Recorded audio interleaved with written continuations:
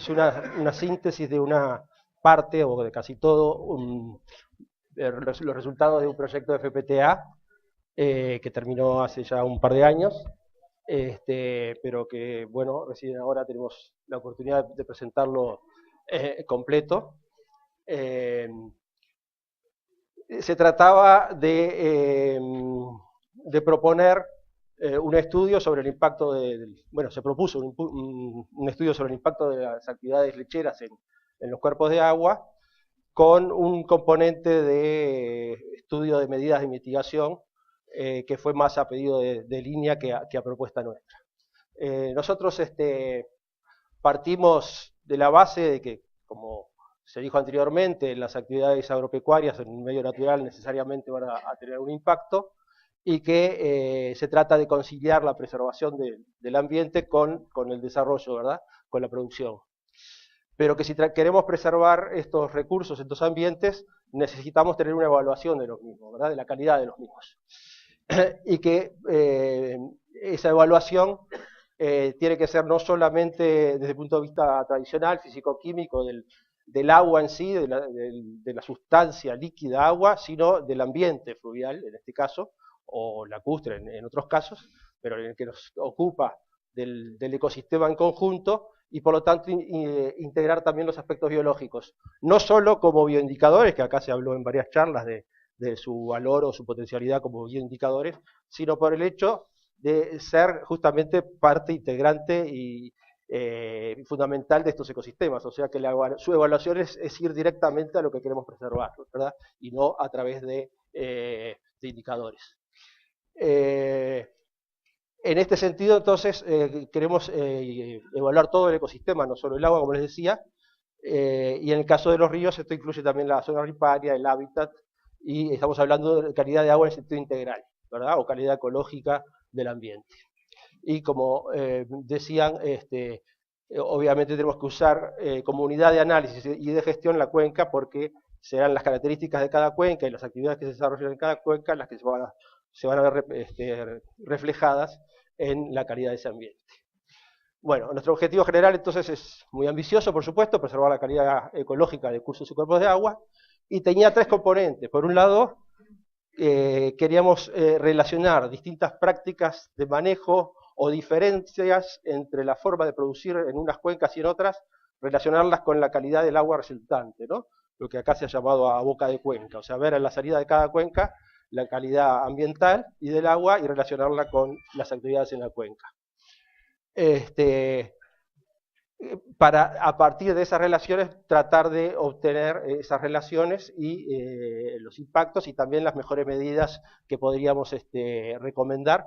En conjunto, las medidas aparecen mucho en la bibliografía, no sabíamos de antemano que no íbamos a descubrir nada, pero queríamos ver si junto con los productores involucrados podíamos llegar a detectar algunos manejos, algunos usos que fuesen más adecuados y que pudiéramos concluir con eso. En realidad, debo confesar que esa parte no funcionó demasiado bien.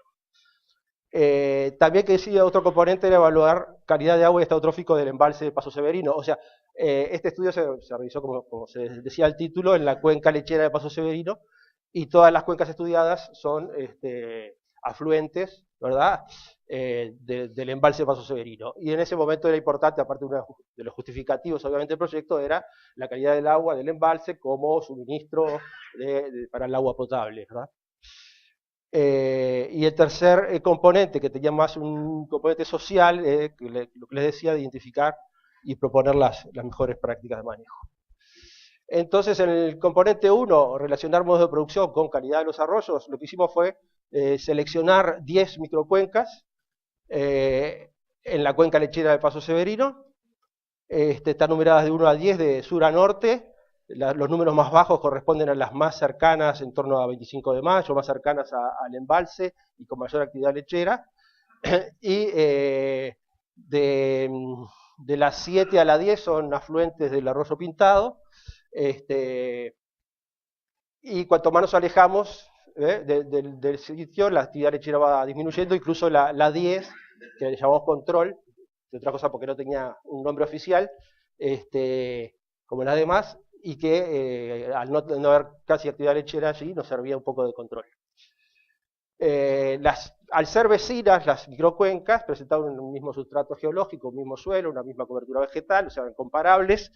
También eran comparables en el orden de los arroyos que las drenan, que son de orden 3 o 4, y las cuencas de aproximadamente entre 6, 5 y 20 kilómetros cuadrados las extensiones.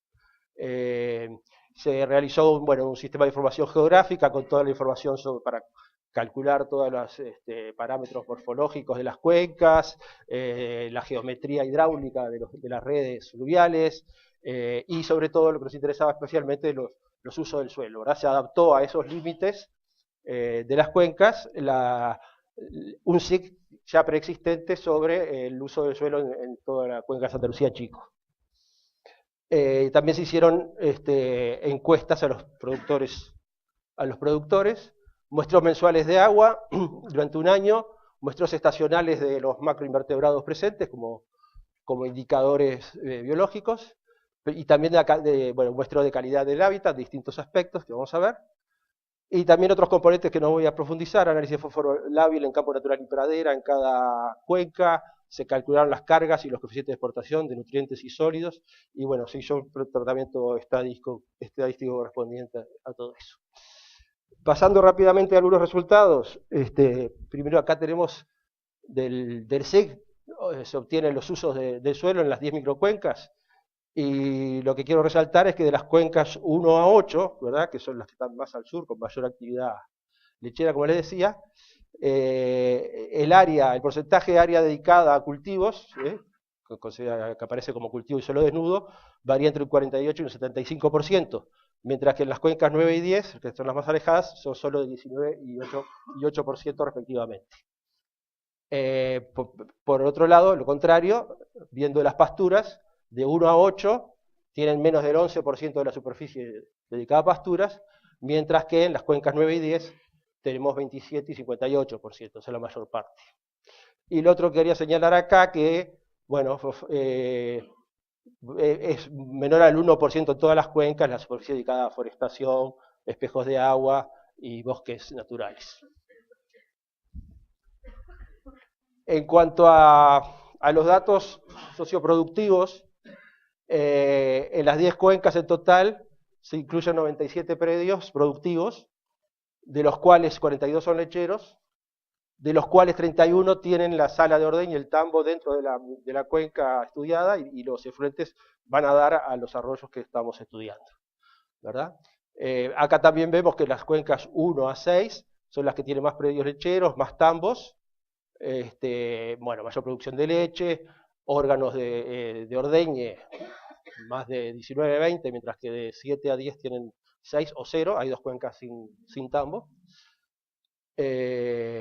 Y bueno, tenemos acá, entre otras variables que quería mostrar, que aquellos tambos que separan los sólidos de los líquidos, por ejemplo, son la tercera parte, del 31 son 10 en total, y los que tienen tratamiento de aguas residuales es la mitad, ¿no? 15 de los 31. En general, sucede que en la cuenca 3, por ejemplo, hay 2 tambos y los 2 son 2 tambos grandes y los 2 tienen tratamiento de efluentes. En otros casos, como la Feliciana, hay 9 tambos, que la mayoría, bueno, no, hay 6 que tienen tratamiento. Hay otros casos donde son muy pocos los que, acá en la Pedrera de 8, solo 3. Bueno, ¿cuál es los resultados en cuanto a calidad de agua de los arroyos? Estos son los promedios anuales y algunos parámetros para mostrarles. El oxígeno, por ejemplo, las cuencas 7, 9 y 10 tienen promedios anuales por encima de 8 miligramos por litro. Y la cuenca 8 es la que tiene el promedio por debajo de 5, como habían dicho antes, un colego es el límite, el estándar de la normativa, pero casi todas las otras cuencas, las que están en verde, los números tuvieron alguna medida por debajo de 5, ¿verdad? Algo similar pasa con los otros parámetros, o sea, la conductividad es menor, la conductividad eléctrica, o sea, el contenido de sales es menor en las cuencas 7 y 10, y máxima en 1 y 2 y en 5. Y los nutrientes y los sólidos suspendidos también en 7, 9 y 10 son los menores valores, y los máximos son en 8 y después en todo lo demás. La cuenca 8 tiene una situación particular, en realidad hay un solo tambo, pero por un problema ahí de diseño, de muestreo, que bueno, que no tenía solución y que quedaba el punto de muestreo muy cerca del desagüe del tambo, entonces los valores son... De todas formas nos sirve un poco para ver a pocos metros del desagüe cuál es la situación del efecto, ¿no? El pH normal, otros nutrientes como amonio y nitrato nos dieron los mismos resultados, o sea, mayores en 8 y menores en 7, 9 y 10.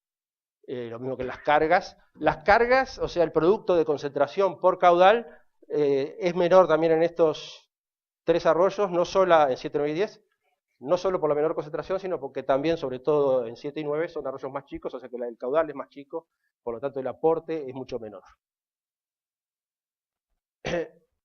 Cuando vemos las correlaciones entre estas variables, encontramos, bueno, muy correlacionado positivamente los sólidos suspendidos de la materia orgánica particulada que forma parte de esos sólidos, o sea, confirma que la mayor parte integra esos sólidos de una manera más o menos constante, y también los nitratos. Nos hacen pensar que estos tienen todos el mismo origen por escorrentía. El fósforo soluble con el fósforo total, que fue la mayor parte, 58-82%, como se dijo hoy en otras charlas, la mayor parte del fósforo total está en forma soluble, o sea, muy disponible. Correlacionados nitrógeno y fósforo total, también nos habla del mismo origen. Esto y otros estudios sobre que no estoy presentando resultados, como las relaciones isotópicas, nos muestran que el origen de los nutrientes en el agua sería, y de la materia orgánica serían por escorrentía. También encontramos correlación entre todos los nutrientes, el número de órganos de ordeñe por cuenca y el agua empleada en la limpieza de los tambos, ¿no? Eso nos puede llevar a pensar que en realidad proviene del tambo, pero no necesariamente, o sea, porque también es cierto que las cuencas que tienen mayor aporte de nitrógeno y fósforo, porque hay mayor superficie dedicada al cultivo, porque hay mayor fertilización, también son las que tienen mayor actividad lechera, ¿verdad? Mayor número de órganos, mayor gasto de agua, o sea que no necesariamente corresponde a ese origen. En definitiva, el cultivo está muy relacionado con las cargas y las concentraciones de nutrientes. Y correlaciones negativas entre oxígeno y nutrientes, o sea, se ve efecto de la eutrofización, o sea, signos de eutrofización, ¿verdad? No solamente hay aporte de nutrientes, sino eso tiene un efecto en un crecimiento vegetal de algún tipo o algal que consume, aumenta la producción y consume el oxígeno en algún momento. En cuanto a los resultados biológicos con los macroinvertebrados, este es el total de todos los 4 muestreos y los 10 arroyos, 23.000 individuos que pertenecen a 183 géneros distintos, y si bien esto es una síntesis de todo, refleja bastante bien lo que sucede en cada una de las cuencas. Están dominadas básicamente por dos grupos, una especie que es Hialela crudispina, que es un anfípodo, un crustáceo, ahora se los muestro, y el orden Ephemeroptera, que esto incluye una serie de familias y especies y géneros, pero sin embargo está dominadas también, en general son 2 o 3 las que dominan. O sea, si esto en vez de por orden lo pusiéramos por género, no entenderíamos nada porque son muchos, pero nos daría que también algún Ephemeroptero es el que está ahí más abundante. Otros importantes son los dípteros con 8%, los gasterópodos con 9% y los hirudinios. Con todo hay una bastante buena representación de muchos grupos de insectos. Este es el anfípodo Hialela, y estos son los efemerópteros. Y una diferencia que hubo estacionalmente fue que en el verano, esto se repitió, la dominancia de estos dos en los 3 muestreos, excepto en verano. En verano fueron sustituidos por quironómidos, que son estas larvas de dípteros, por otro crustáceo egla y por hirudinios, los sifónides. Pensamos que eso se debió, y también hubo mucho menor abundancia de organismos. Pensamos que eso se debió a que ese verano fue muy lluvioso, aumentó mucho el caudal y seguramente hubo un efecto de deriva de organismos, por eso bajó la abundancia, y que estos organismos son más fáciles de que deriven, porque son nadadores, libres, mientras que estos tienen, o bien se entierran en sedimento como estos, o bien se adhieren a las piedras o al sedimento, como con las ventosas como los hirudinios. Entonces hay que ver un poco, cuando no nos coinciden los resultados biológicos con los químicos, que no es este el caso, hay hay que estudiar esas particularidades, saber qué puede haber pasado, considerar el caudal también, la deriva, etc. Bueno, en este caso a mí sí me dio que la diversidad, tanto en octubre como en julio, fue mayor en la estación 10, control. Y en octubre aparte que los arroyos 1 a 5, de mayor actividad lechera, tuvieron menor diversidad que los otros, ¿no? O sea, esto no se repite en todos los muestreos, pero por lo menos en algunos puntos se ve eso. Y cuando hacemos un análisis de clúster de las estaciones con la composición de macroinvertebrados, tenemos que por ejemplo, las comunidades más parecidas son las de los arroyos 1 y 2, lo cual está bastante bien, bastante lógico porque son vecinas, así que es normal que compartan muchos géneros. Tienen las dos una importante actividad lechera y mismo uso, o sea que esto no nos lleva la atención. Tampoco nos llama la atención de que la estación 10 se aparte, sea la más distinta de todo el resto, porque es la que estamos usando como control, que está más alejada del resto y con mejor calidad de agua, tiene mayor diversidad. Bueno, también se parecen 3 y 9 porque tienen una mayor diversidad, a pesar de que aquí hay diferentes situaciones. O sea que en este caso se puede decir que los resultados biológicos se corresponden bastante bien con los fisicoquímicos y con los usos que habíamos visto. La composición es similar entre arroyos para los grupos más frecuentes, obviamente en el detalle no van a ser iguales. Varió la abundancia, lo que varía es la abundancia relativa de cada grupo, la diversidad, como muestran estas gráficas, y cuál es el taxón dominante a veces. Pero todas las comunidades, que eso es algo que vamos a ver ahora, todas las comunidades reflejan en realidad un alto contenido de materia orgánica. O sea, los organismos que mencioné, los dos primeros, Hialela y los efemerópteros, son lo que se llaman tolerantes moderados, es decir, no son ni muy exigentes de buena calidad, ni muy tolerantes de mala calidad. En general se clasifican en estas tres categorías, son moderados, intermedios. Ya los quironómidos, que sustituyen en diciembre, a esos sí son más típicos, cuando son muy abundantes y dominantes, de mala calidad del agua. Para ver eso cuantitativamente se aplicó un índice biótico de estado trófico que habíamos desarrollado previamente para toda la cuenca del Santa Lucía. Este índice biótico lo que hace es considerar, bueno, por métodos estadísticos multivariados, seleccionar cuáles son los géneros más indicadores de calidad de agua. Surgen de la lista que teníamos, de más de 100, surgen una veintena más o menos, y ver de cada uno de esos qué valor indicador tiene, ¿verdad? Y ver la abundancia con que están representados. Bueno, a partir de eso, ese índice aplicado a estas muestras,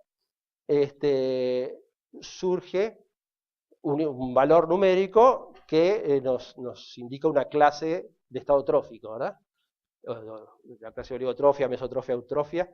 En realidad hay dos que son eutróficos, que son el 7 y el 10, los que habíamos visto como de mejor calidad y menor actividad, y todos los demás son hipereutróficos, o sea, en un estado extremo de aporte de nutrientes y de efectos de esos nutrientes.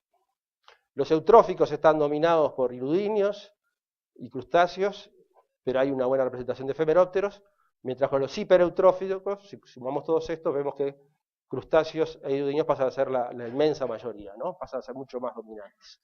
Disminuye acá la diversidad porque va a haber una mayor presentación de pocos grupos.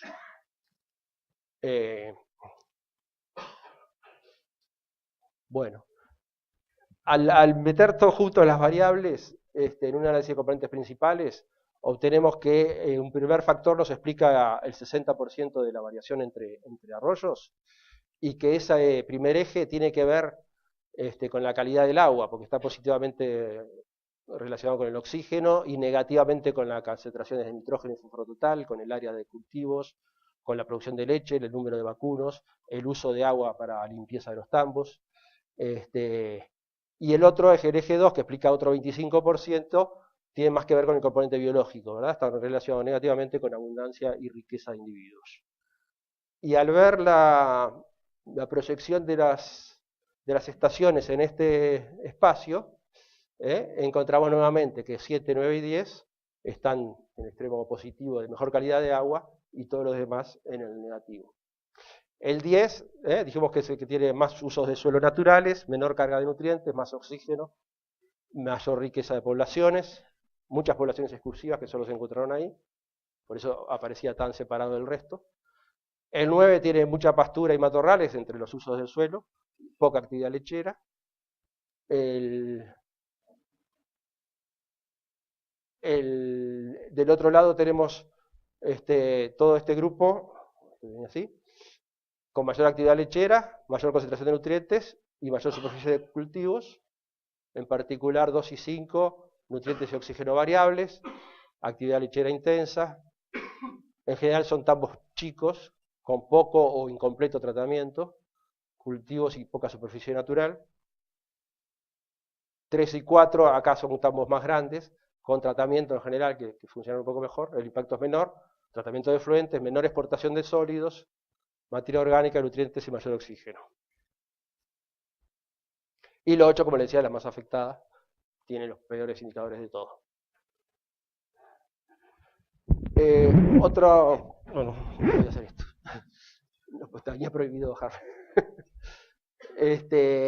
Otro aspecto fue el que decía el hábitat, ¿no? O sea, ver integralmente algunos aspectos de los componentes físicos, digamos. Los sedimentos, en general, son todos sedimentos limoarenosos.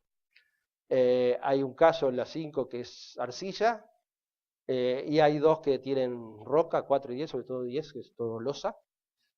En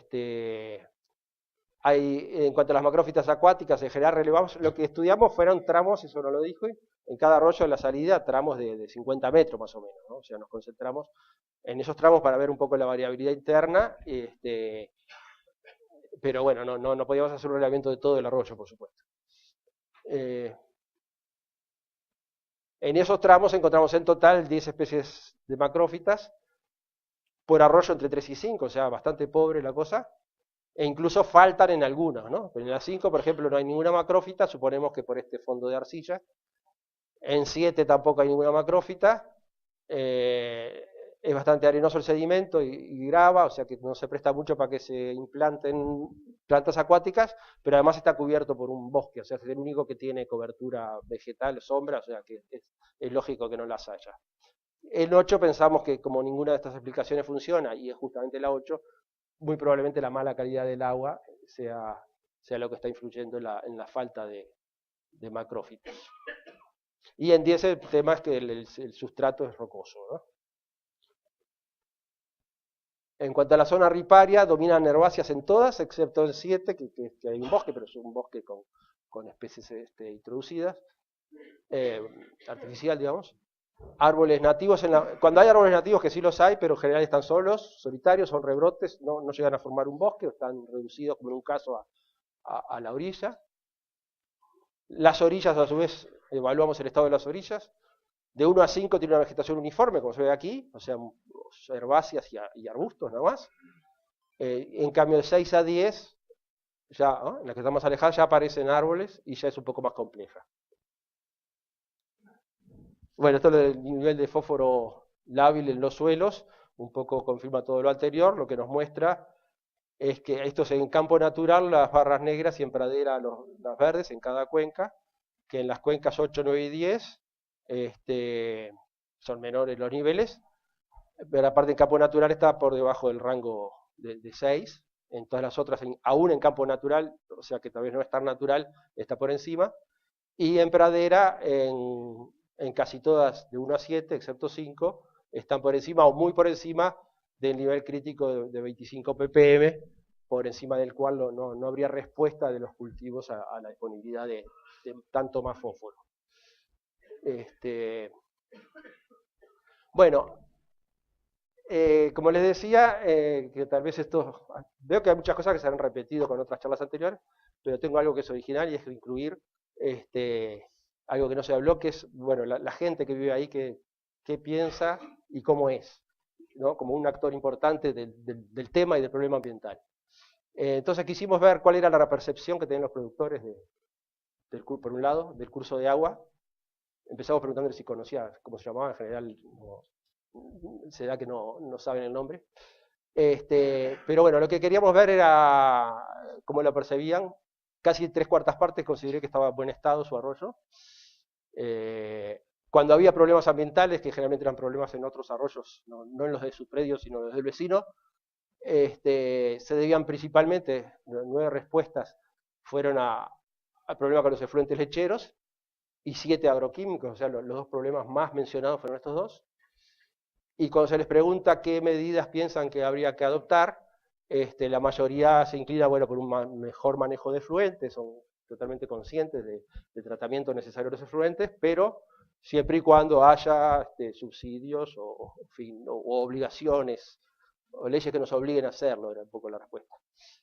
Y bueno, el manejo de agroquímicos, el manejo de agua aparece con menores cantidad de respuestas. Quisimos ver un poco cómo era la composición desde el punto de vista social de estos productores. Para eso contamos, por supuesto no lo hice yo, contamos con una socióloga que integró el equipo. Todos los productores, los 100 que entrevistamos son hombres y un matrimonio, excepto uno que es el matrimonio. Todos son uruguayos, acá no hay tema de extranjerización. La edad promedio 54 más o menos 15 años, o sea, bastante diverso. Una tercera parte son mayores de 60 años. La mitad lleva más de 35 años en la zona, o sea, queríamos ver si había...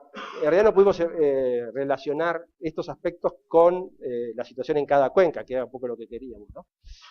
Nos encontramos con una situación bastante homogénea. Llevaba mucho tiempo en la zona, o sea, no se sentían extraños en la zona, la mitad propietarios, la mitad arrendatarios, más de la mitad residía cerca o en el predio, o sea, podía tener intereses directos de preservar ese ambiente, ¿verdad? Una cosa que nos llamó la atención y que por ahí pensamos que puede haber alguna cosa interesante es que la mayoría, 60%, no tenían hijos trabajando con ellos en el tambo ni posibilidades de que los sucedieran en la administración, en el manejo del tambo, que heredaran el tambo y que siguieran con la actividad, lo cual tal vez les lleve a cierta despreocupación por los temas del lugar.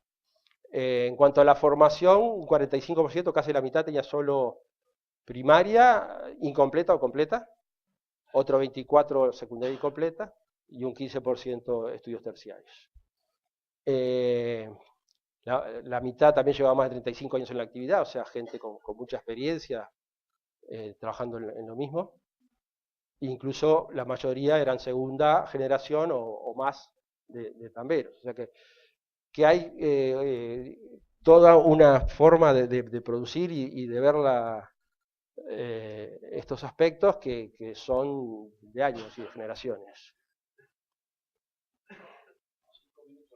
Bueno, rápidamente entonces estos otros componentes los voy a pasar más rápido.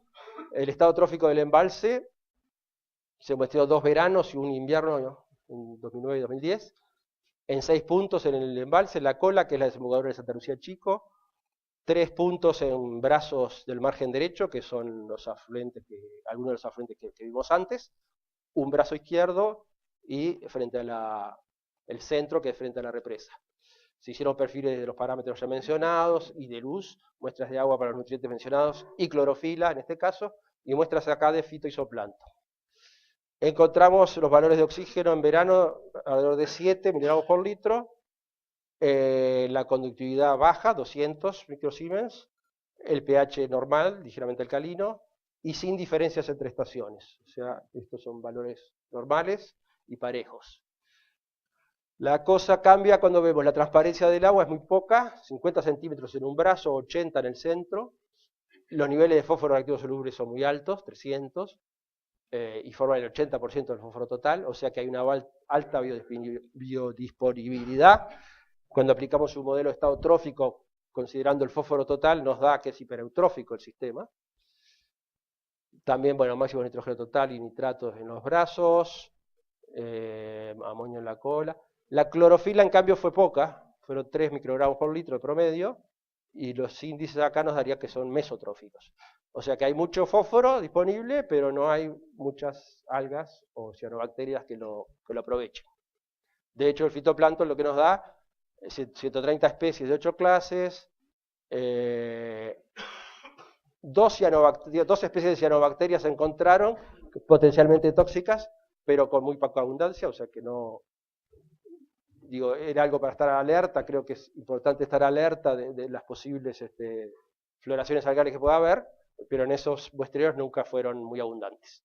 Sí hubo floraciones en algún brazo de algunas clorofitas, pero que no son tóxicas. En definitiva, lo que hubo en esos muestreos, no sé qué pasó después en los últimos años, fue que el desarrollo algal fue escaso, a pesar del mucho fósforo disponible. Pensamos que por la baja disponibilidad de luz, como lo muestra la transparencia. O sea, ahí está limitando. En cuanto al zooplancton, estuvo dominado por los rotíferos, 66% de los individuos, de 33 especies. Después 22% de individuos son copépodos, de 4 especies. 8% cladóceros, de 10 especies. Los rotíferos son indicadores de eutrofia, son filtradores de pequeñas algas, entonces en general proliferan en ambientes eutróficos. Y el otro 4% son individuos de una sola larva de molusco, el molusco invasor, Limnoperna fortunae, o mejillón dorado, que domina impresionantemente todo el fondo del Paso Severino cuando la sequía baja a nivel y aparecen las colonias enormes de este mejillón dorado. Bueno, el componente 3,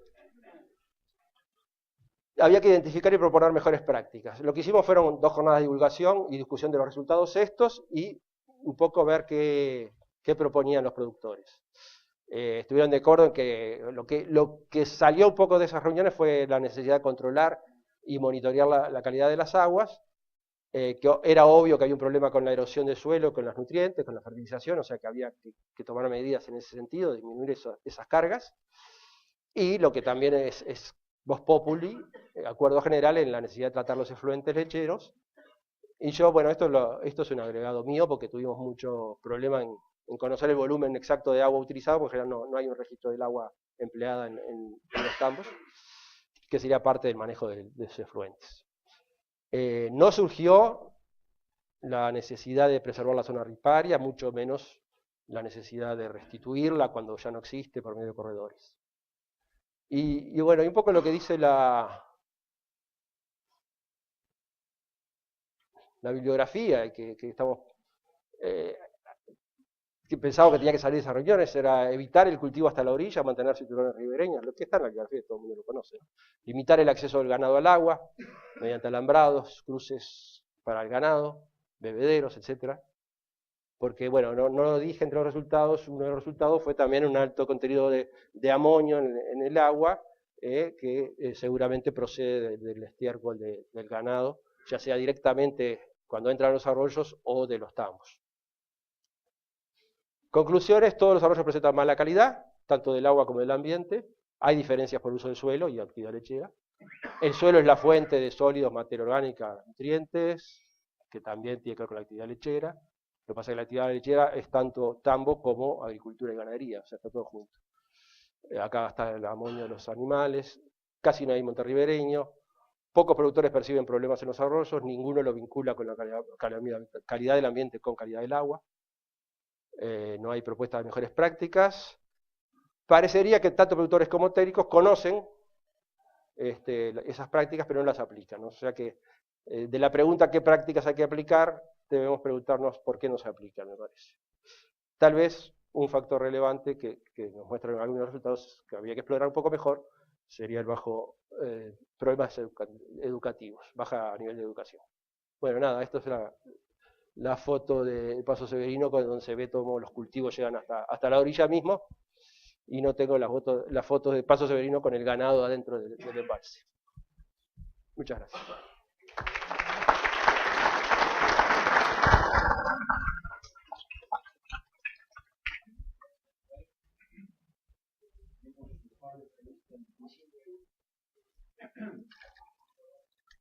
La primera, en cuanto a la caracterización del uso del suelo, dice: ¿por qué tan pocas pasturas en cuencas lecheras? ¿Será que las pasturas mejoradas corresponden a lo que se clasifica como cultivos? Seguramente. Lo otro aparece como grassland. Campo natural. Claro. La otra, hay mucho fósforo, pero no hay mucha clorofila. ¿no será que hay que repensar que es alto fósforo? Ah, bueno, pero son valores de 300, ahí no hablamos nada de umbrales, de estándar. Efectivamente, los estándares de 25, como dijo Gabriela, son tomados de otros lados, estudios nuestros, incluso en base a todos estos datos, a propósito de la elaboración de un índice de calidad de agua con parámetros físico-químicos, nos marcaba como límite entre oligotrofia y eutrofia unos 70 microgramos. Incluso ahora creo que se está reviendo la normativa un poco con la idea de, bueno, de elevar ese límite de 25 a tal vez a 70 o así, no sé. Creo que de todas formas estamos muy por encima. Y bueno, si bien o sea, el tema es no ver si esa cantidad es mala o buena en sí mismo, sino ver qué efecto tiene. Y por la bibliografía se sabe que esas cantidades son más que suficientes para provocar incluso floraciones algales, ¿no? ¿Dónde se puede acceder a la totalidad de la información generada en la investigación? Bueno, hay algunas publicaciones, no han sido muchas, en realidad casi todo fue publicado en un seminario de la AUGM, la Universidad, el Grupo de Universidades del Grupo Montevideo, en un seminario en La Plata. Y bueno, supuestamente esto iba a ser publicado por el INIA en la serie de Efectividad INIA. Es más, todo esto salió del manuscrito preparado para eso, se nos pidió para publicarlo, no sé, nunca supe por qué no se publicó. Pero bueno, está disponible. Lo más disponible es esa publicación en la revista de la UGM. Yo debería agregar, en todo caso, después mando la referencia. ¿Qué importancia le asigna al poco desarrollo del bosque ripario? Bueno, no, obviamente creo que es bien sabido el rol que tiene el bosque ripario como bosque ripario o zona riparia, no siempre es bosque, puede ser bañado, a veces tener otras características, pero son zonas que obviamente son bien conocidas como zonas de amortiguamiento, en realidad son parte del sistema fluvial con el cual mantiene un intercambio. Recibe el sistema fluvial materia, energía del bosque, y el bosque recibe las aguas y los nutrientes del río. Es parte, o sea, no solo como medida protectiva es importante, sino como parte integrante del sistema. O sea, creo que es fundamental y que hay que preservarlo. Creo que es muy alterado básicamente por el ganado. También hemos visto los cultivos hasta la orilla que han cortado, talado el monte, pero sobre todo creo que es muchas veces el efecto del acceso del ganado a tomar agua o no sé, que ha ido terminando extinguiéndolo, ¿no? Y creo que ya hay que pensar no solamente en su preservación, sino en su restitución, restauración.